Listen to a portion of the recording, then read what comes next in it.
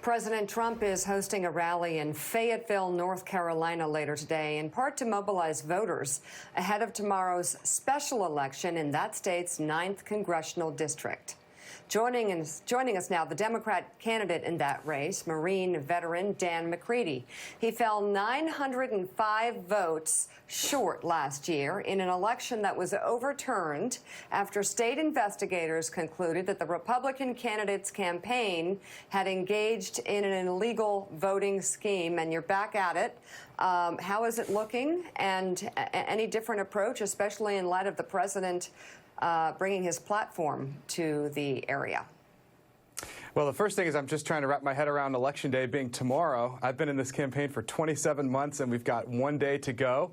So looking forward to Election Day tomorrow. It's going to be very close.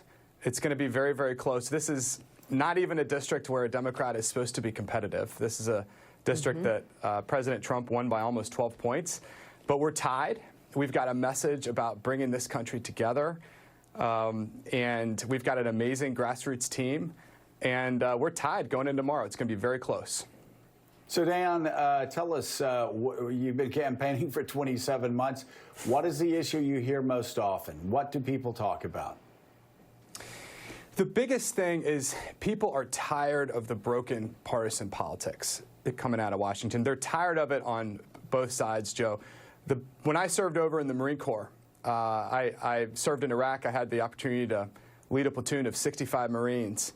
We came from all over this country, and we really never cared about where you came from. We never cared about who your parents were or the color of your skin. The last thing we cared about was whether you're Republican or a Democrat. We were all on the same team, and we put our country first, and we believed in a mission that was bigger than any one of us. That's what I think this country is all about, and that's what I think is missing in Washington. And I have to tell you, North Carolinians are tired of the partisan infighting, and they're looking for leaders who are going to work across the aisle and work together to take on the problems in their lives, like health care costs, that are really crushing North Carolina families. Reverend Al is with us and has a question. Rev. As your constituents look at getting beyond the partisan fights, isn't it also a major concern about the voting in terms of the undermining of the individual's use of the vote and being able to vote, or something that is led to why you're having a special election tomorrow? How important is that to your campaign and to your constituents, that in many ways their vote has been devalued and in some places suppressed? Well, it's essential. This, as I think you know, this is a tough campaign last time. This is a long and one of the toughest battles last November. And then we ran into them targeting the elderly. They targeted African-American voters. They targeted Native American voters. They stole voters' absentee ballots. They forged signatures for people. They filled in vote choices for people. They conducted what we know now is the largest case of election fraud in modern-day American history. And it would have been easy to throw in the towel after all that. I chose to fight. We chose to fight. And this election tomorrow is not just about working together to lower health care costs and strengthen our public schools and take on so many issues that North Carolinians are struggling with. This is about our right to vote. Your right to vote is your most sacred right in this country. It's your voice.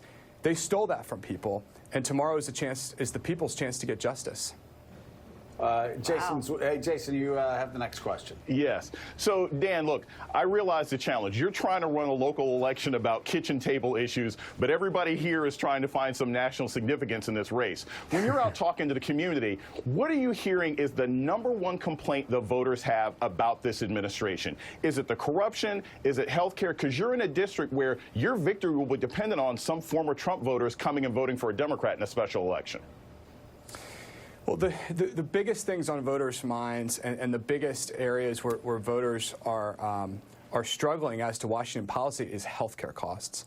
I've conducted 25 town halls over the last 2 months. We did a whole set of town halls across all the 8 counties in this district on education and a whole set of town halls on health care.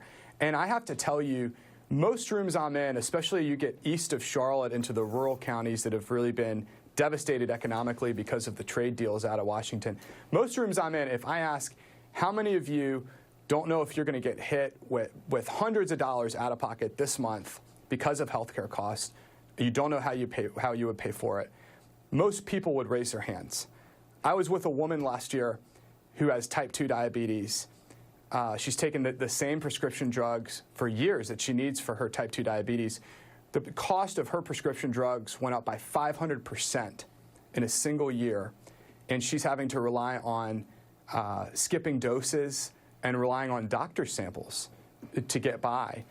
I have focused this race on lowering healthcare costs because the fact is we don't have to blow up the system. All we have got to do is take on the drug companies. We've got to take on the special interests. We've got to fix the problems in the system, expand Medicaid, and we can make sure that every American has access to affordable and quality health care. Dan McCready, thank you very much. We'll be watching what happens tomorrow. And obviously, we asked the Republican candidate, Dan Bishop, to be on the show. We didn't hear back from his campaign. Thanks very much. Up next, we're going to talk to the former general counsel.